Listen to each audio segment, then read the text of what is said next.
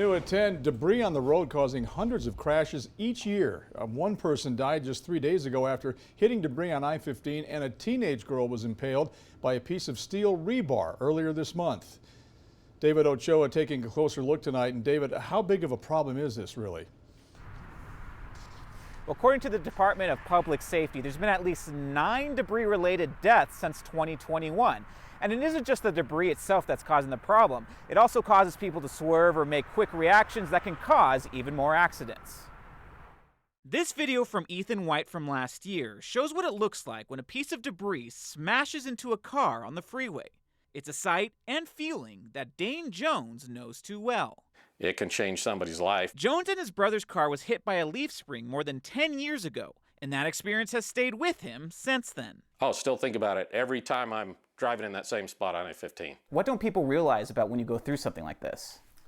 How a little thing can make a massive, life-changing impact for people. On Friday, a person was killed after they collided with debris on I-15. And earlier this month, an 18-year-old girl was impaled by rebar that came through her windshield. How often does it happen? Is this a big problem here in Utah?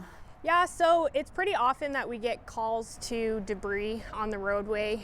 Probably every single day we get multiple calls of debris in the roadway. Sergeant Mickey Tucker with UHP says they get reports of tire tread, ladders, and all kinds of metal objects, like the leaf springs that went through Jones's and Ethan White's windshields. Tucker says loads need to be secured and covered, because if you lose debris and cause a significant crash that causes serious injury or death, you can face a Class A misdemeanor and a fine.